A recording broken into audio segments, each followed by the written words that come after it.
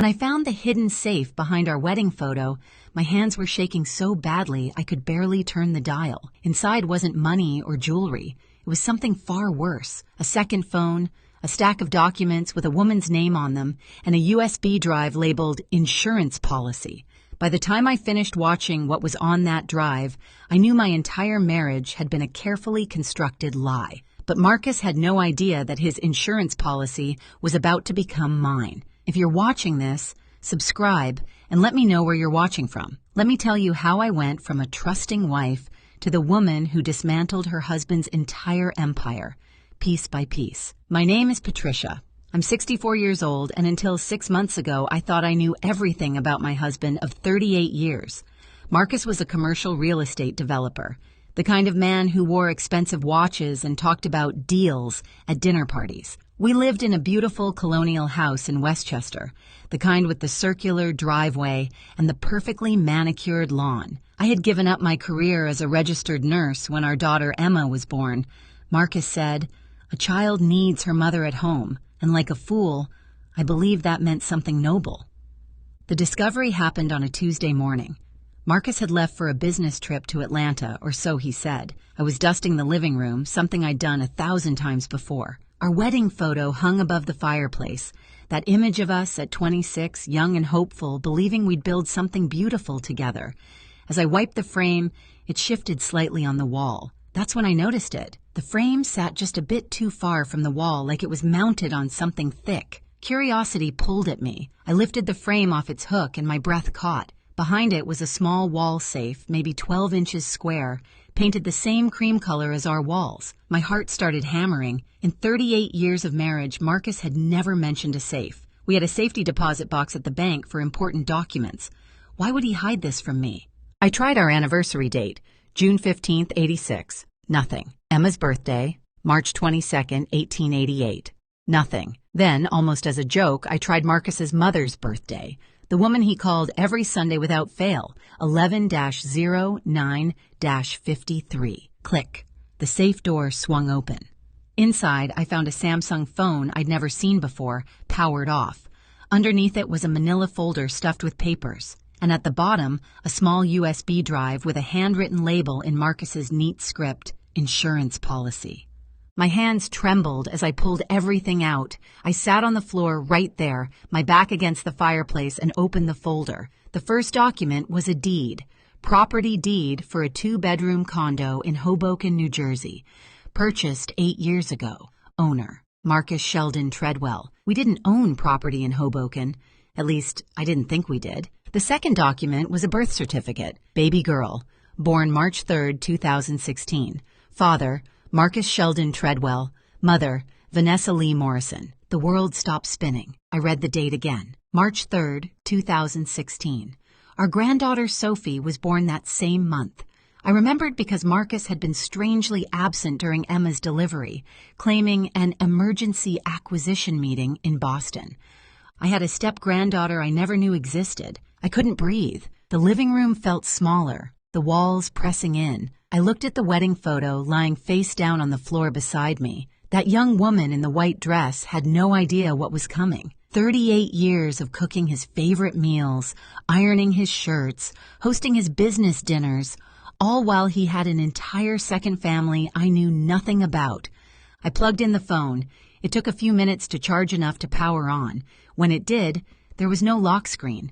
It opened directly to the messages, hundreds of them, all from a contact saved as V. Marcus, Lily has a recital next Thursday. You promised you'd be there, asterisk. Can you pick up milk on your way? And she needs new shoes, size 3 now, asterisk. I love you. Thank you for being the man you are, asterisk. I scrolled back. The messages went back years. Not just practical messages about a child, but intimate ones, plans for vacations. I miss you. Texts sent on nights I thought he was sleeping beside me. Photos of a little girl with Marcus's dark eyes, blowing out birthday candles while he stood behind her, hands on her shoulders, smiling that smile I thought belonged only to our family. There was a voicemail. I pressed play. Daddy, when are you coming home? Mommy said you had to work, but you're always working. I drew you a picture at school. It's a butterfly. Miss Chen said it's really good.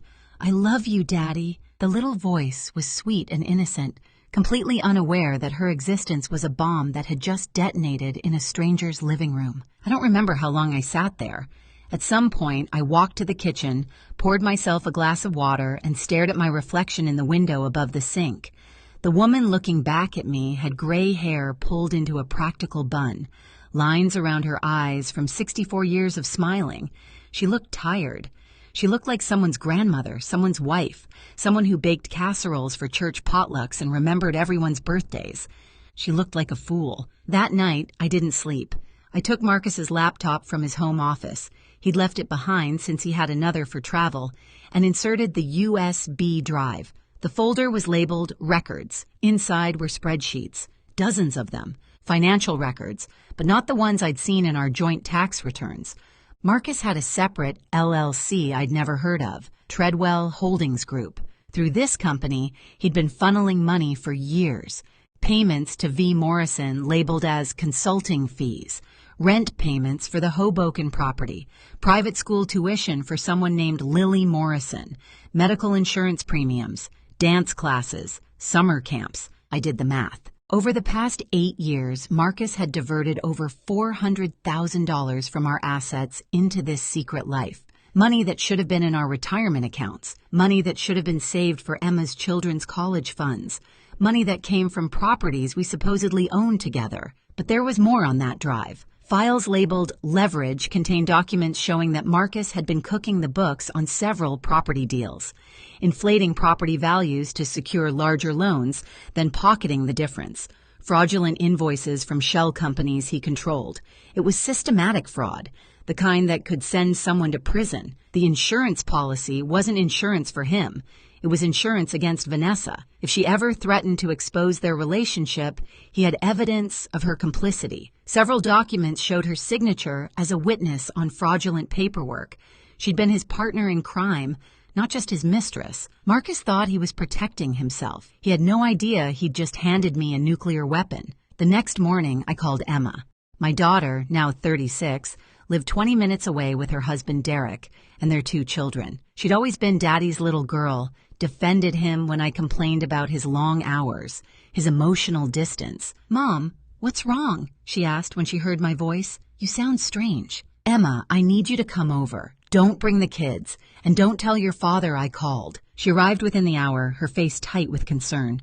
I sat her down at the kitchen table and showed her everything. The documents, the phone, the spreadsheets. I watched her face transform as she read, confusion giving way to shock, then anger, then something that looked like grief.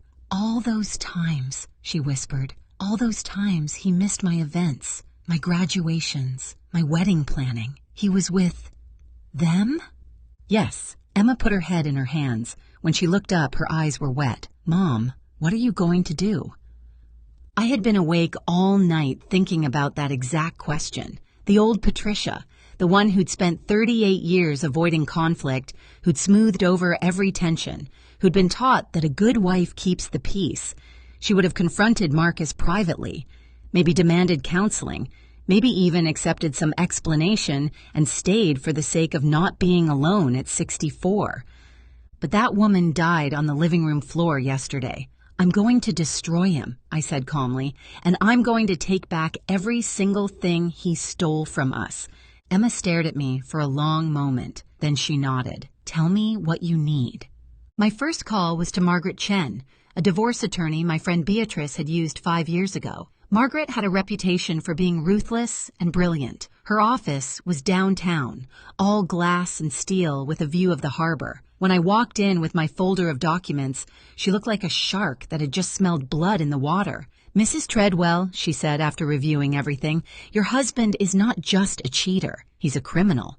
We can file for divorce and go after the marital assets, but there's something bigger here." "What do you mean?" "I mean we should contact the FBI. Real estate fraud of this magnitude is a federal crime. If we play this right, you won't just get a divorce settlement. You'll get everything, and he'll get a prison sentence." The thought should have horrified me. This was the man I'd shared a bed with for 38 years, the father of my child, but all I felt was cold satisfaction. "Let's do it." Margaret set everything in motion. She contacted a forensic accountant to trace every dollar Marcus had moved. She hired a private investigator to document his movements, his visits to Hoboken, his relationship with Vanessa. Within 2 weeks, we had a case file 3 inches thick. Marcus came home from his business trip on Friday evening carrying his leather travel bag and a bouquet of grocery store flowers, his standard guilty conscience offering. "Patricia, honey, I'm home," he called out, setting his bag by the stairs. I walked out of the kitchen, drying my hands on a dish towel, looking exactly like I had for 38 years. "Welcome home, dear. How was Atlanta?" "Exhausting, but we closed the Riverside deal, so it was worth it." He kissed my cheek, and I didn't flinch. I'd practiced not flinching. "That's wonderful. Dinner will be ready in 20 minutes. We ate together at the dining room table, like we had thousands of times before. Marcus talked about his week, spinning elaborate lies about meetings and negotiations. I nodded in all the right places, asked appropriate questions, played my role perfectly. He had no idea that while he was cutting into his pot roast, his entire world was being dismantled. The FBI came on Monday morning at 6:47 a.m. I was already awake, dressed, sitting in the living room with my coffee. Marcus was still in his pajamas when the doorbell rang. "FBI, Mr. Treadwell. We have a warrant for your arrest." I watched from the window as they put him in handcuffs. He looked back at the house, confused and terrified, searching for my face in the window. I stepped back into the shadows. I wasn't ready to let him see me yet. The local news picked up the story by noon. Prominent real estate developer arrested for fraud. Marcus's photo was all over the internet, that same confident smile, now looking sinister in hindsight. Emma called immediately. "Mom, are you okay?" "I'm fine, sweetheart." "Better than fine." That afternoon, I drove to Hoboken. The condo was in a modest brick building, nothing like our Westchester home. I stood outside for a long time before I finally pressed the buzzer for Unit 3B. A woman's voice crackled through the intercom. "Yes? Vanessa Morrison? My name is Patricia Treadwell. I think we need to talk." The silence stretched so long I thought she'd hung up. Then the door buzzed open. She was younger than I expected, maybe 42, with long dark hair and tired eyes. Pretty in an understated way. A little girl peeked out from behind her legs, Lily with Marcus's unmistakable eyes. "You're his wife," Vanessa said. It wasn't a question. "For 38 years. She stepped aside. "You might as well come in." We sat at her small kitchen table while Lily watched cartoons in the next room. Vanessa made tea neither of us drank. "I didn't know," she said finally. "Not at first. When we met, he said he was divorced. By the time I found out the truth, I was pregnant. He said he'd leave you, that he was just waiting for the right time. I believed him for 8 years. "He's been arrested," I said. "Federal fraud charges." Her face went white. "The business deals. You knew about those?" "Some of them. He had me sign paperwork sometimes. I thought—" She stopped. I was stupid. "No," I said, surprising myself. "You were used, just like I was." We talked for 2 hours. Vanessa told me everything. How Marcus had compartmentalized his life, spending 3 nights a week with her and Lily, the rest with me. How he'd promised Lily they'd be a real family someday. How Vanessa had started to realize in the past year that someday was never coming. "What's going to happen to us?" she asked. "If he goes to prison, the money stops. I can't afford this place without his help." I looked at this woman, this other victim of Marcus's elaborate deception. I should have hated her, but I was tired of hating. "The FBI is seizing his fraudulent assets," I said, "but I'm filing for divorce, and I'm going after everything legitimate. The house, the real business assets, our retirement accounts, all of it. When I win, and I will win, I'll make sure you and Lily are taken care of. You'll get child support, properly documented and legal. She's his daughter. She deserves that much." Vanessa's eyes filled with tears. "Why would you do that?" "Because she's an innocent child. And because you and I, Vanessa, we're not enemies. We're both women who trusted the wrong man." Marcus's lawyer called me that evening, trying to arrange bail.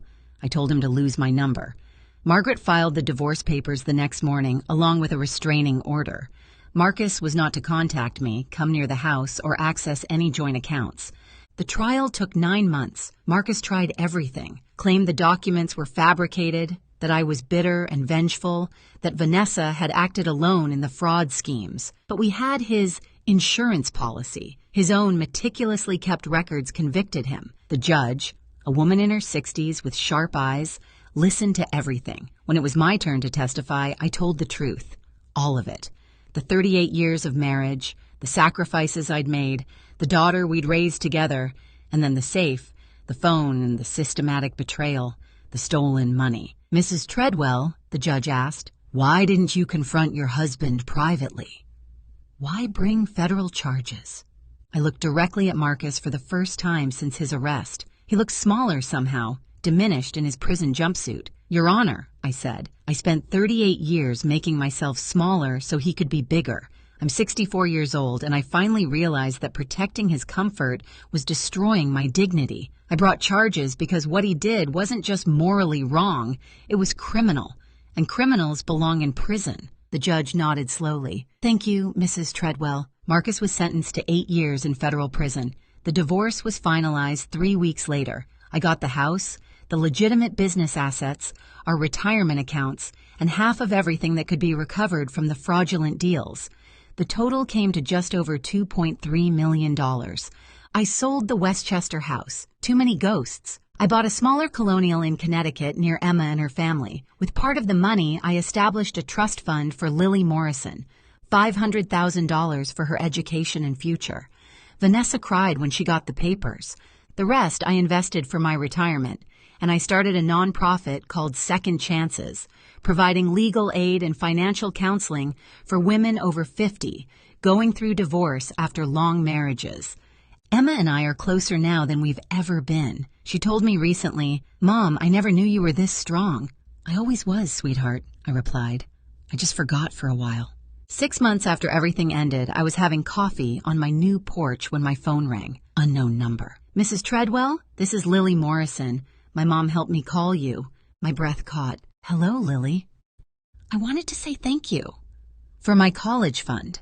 Mom explained everything. She said you didn't have to help us, but you did anyway. I closed my eyes. This child, this innocent girl caught in her father's web of lies. You're welcome, Lily. Study hard. Make something beautiful out of your life. I will. And Mrs. Treadwell, I'm sorry my dad hurt you. Thank you, sweetheart. But you're not responsible for your father's choices. None of this is your fault. After we hung up, I sat on my porch watching the sunset. The sky was orange and pink, beautiful in its impermanence. I thought about the woman I'd been, the nurse who gave up her career, the wife who made pot roast and ironed shirts, the mother who believed sacrifice was the same as love. That woman taught me something important. You can't pour from an empty cup. You can't love someone into being honest, and you can't sacrifice yourself into mattering to someone who's already decided you don't. I'm 64 years old. I have a daughter who finally sees me as a whole person, not just her father's wife. I have a home that belongs entirely to me. I have money in the bank that no one can steal. And I have something I didn't have 6 months ago, my voice. Marcus thought his insurance policy would protect him. He never imagined it would be the key to my freedom. They say revenge is a dish best served cold, but this wasn't revenge. This was justice. This was a woman finally understanding that she didn't have to set herself on fire to keep someone else warm.